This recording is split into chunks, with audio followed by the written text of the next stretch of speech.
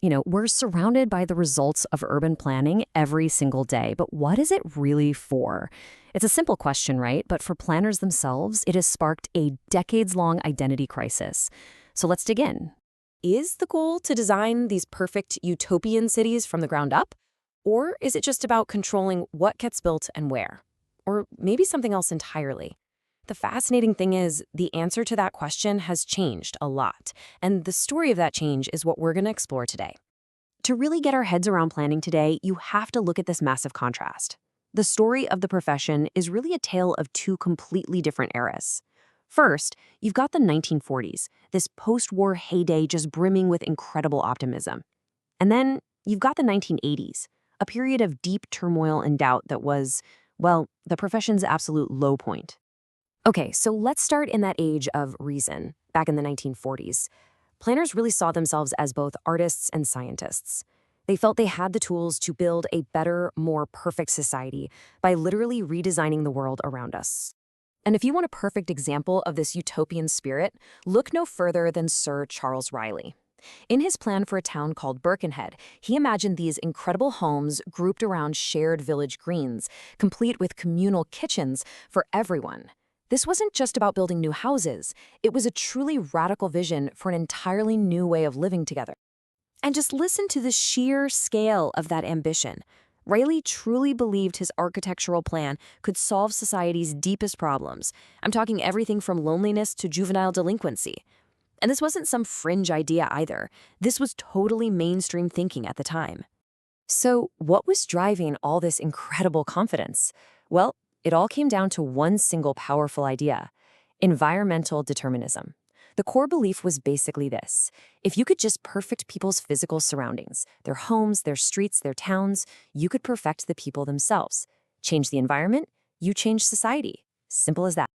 Yeah, that utopian dream? Well, it wasn't exactly built to last. Let's fast forward to the 1980s, and we can see how this powerful idea completely crumbled, throwing the entire profession into a huge crisis of faith. So what went wrong? Well, it really boiled down to three key things. First, there was a big economic recession, which meant less money and less development, kind of reducing planners' power to a tap with low water pressure. Second, planners became the scapegoats for unpopular policies they often didn't even create, like the boom in high-rise tower blocks. And third, and this is the big one, that foundational idea of environmental determinism started to look incredibly shaky. The real world provided some pretty harsh evidence against the dream. Redevelopment programs showed that you couldn't just build your way out of poverty. The blunt truth was becoming clear. People create slums, not the other way around. Even in those carefully designed new towns, the old social divisions just reappeared. The physical environment just wasn't the all-powerful cure everyone had been hoping for. So you can imagine, this intellectual collapse led to a full-blown identity crisis. If planning wasn't about building utopia anymore, then what was it? The definitions that started popping up just show how confused everyone was. They range from the hopelessly circular, planning is what planners do, to these impossibly academic and complex explanations.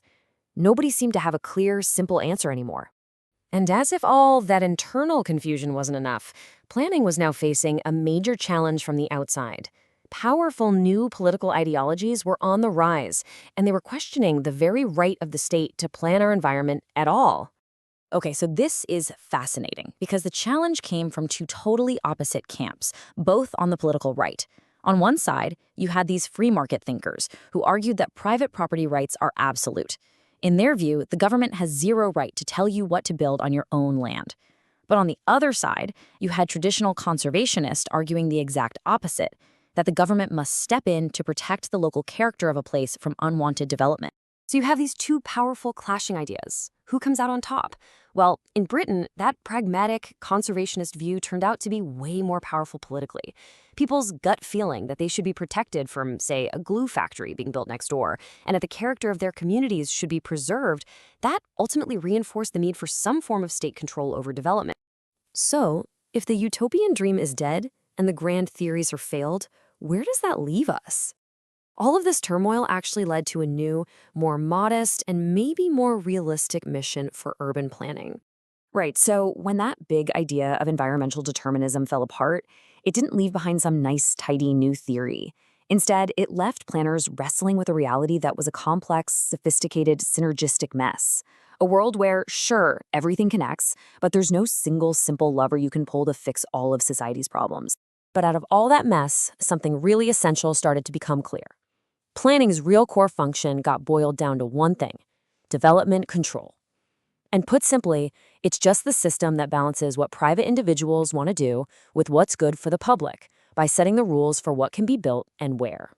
Now, development control sounds a little dry, I know, but this is the stuff that affects your everyday life. It's the system that stops that glue factory from being built next to your house. It's what preserves the historic character of a town, protects a beautiful rural landscape, and asks a simple but really profound question about any new proposal. As a community, are we better off with this thing than without it? So, after the rise and fall of all those grand dreams, this is what's left. A more modest, but maybe a more vital task. And it leaves all of us with one final, crucial question. Our world is constantly being built and rebuilt all around us. So who, ultimately, should get to decide what it all looks like?